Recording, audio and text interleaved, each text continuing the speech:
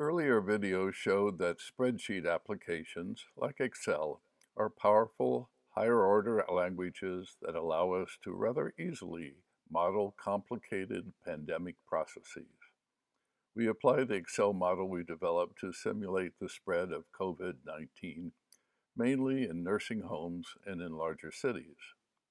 We showed that mitigation strategies like lockdown and social distancing may drive down the number of cases, causing an apparent peak, but relaxation to anywhere near the previous business as usual would result in another flare-up requiring yet another drive down, etc.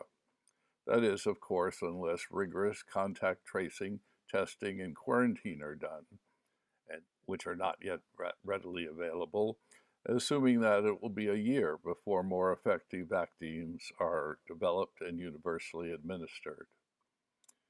In this video, we show, let me find a zero here. In this video, we model the spread of COVID-19 in smaller towns with the populations of the order of 10,000 and below to see if present knowledge about treatment and mitigation could obviate the need for repeated brutal lockdowns and allow some semblance of a cautious business as usual, certainly needed to avoid severe economic hardship for the many. Here is the top part of the spreadsheet model, very similar to the one that we showed in the previous videos.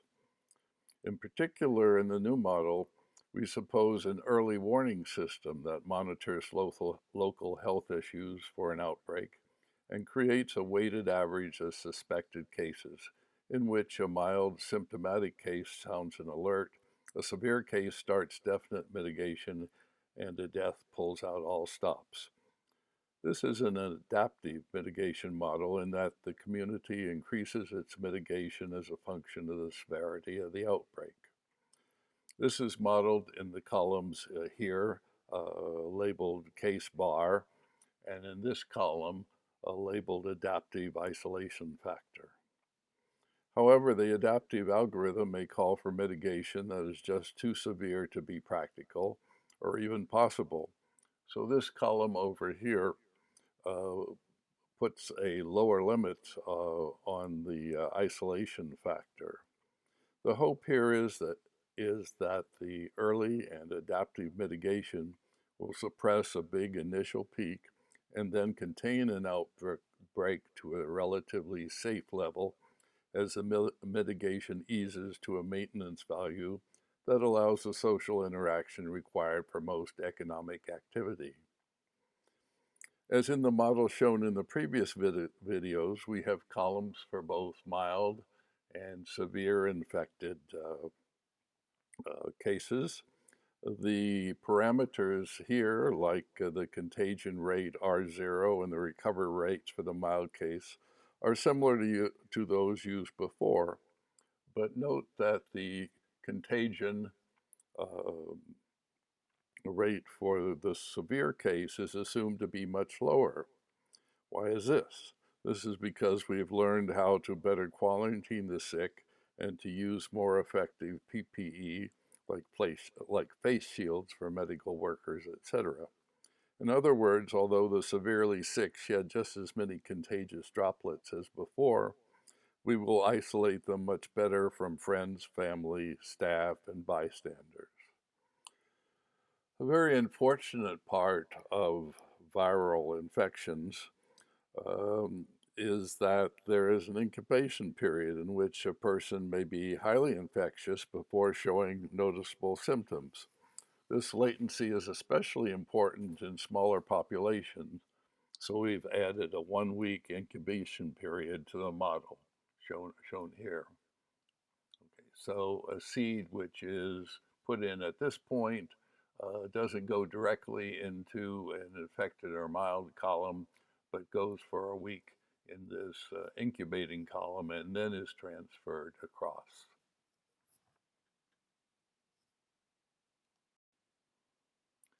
So let's do a simulation. We have a population of 10,000, shown here. Most of the cases will be mild. Let's say only 15% will be severe. And we allow the mitigation factor to reduce R0 down to 20% to the value that it had. In other words, 80% mitigation. Okay. We'll add a seed at the end of May, okay, right around here. We can start with a seed of 1. And here we see the results. This is the mild infected, the severe, and the cumulative death.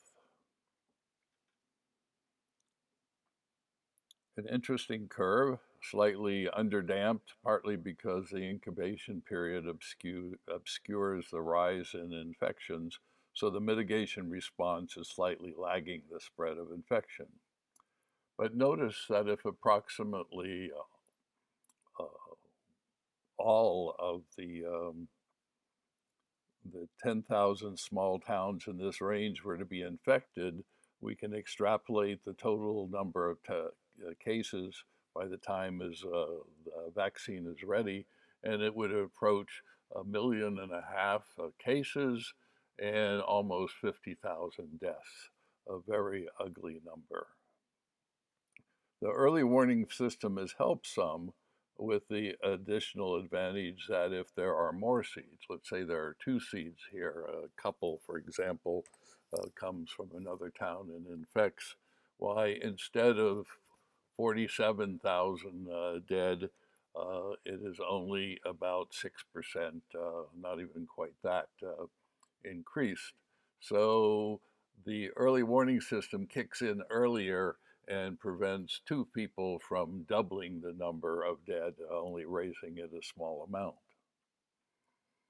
The extrapolated death rate is certainly unacceptably high, even though the mitigation hovers around 80% for 8 weeks and never gets less than 60%, a situation in which it would be extremely difficult to continue business. If we set the practical limit somewhat less, let's say 75%, why things get a little worse. Not too bad here, uh, unless you're one of the extra 6,000 people that die. Um, but if we go even further and say 70%, only 70% mitigation, why, holy moly, we have more than doubled, almost 2.5 times our initial. And what an ugly curve we have. Yeah, we've contained it in a sense, but at an extremely high level. And even so, 70% mitigation makes it very difficult to do business as usual. The conclusion here is that even an early warning system and much better isolation of symptomatic cases are in themselves not enough to allow really business as usual. To avoid a ghastly number of deaths from this segment of America, we certainly need rigorous contact tracing, widespread accurate testing, and strict quarantine of contacts and infected, even mild infected. Since small towns in general will not have the expertise for rigorous tracing and testing, each state or region should have a group of trained personnel who can rush to a hot spot the way a group of professional firefighters can move into an area to contain a fire. Additionally, a local volunteer supported by the town administration, even a small town, should be trained like volunteer firemen to maintain the early warning system and to help as best they can to address the early stages of an outbreak until the professionals arrive. This is asking a lot so quickly, since we are at the present very poorly equipped, but less will lead to many more personal tragedies, both health tragedies and economic ones. For those interested in running some simulations themselves, I'll put a link to download the model in the comments below. Stay safe, everyone. It's not looking too good.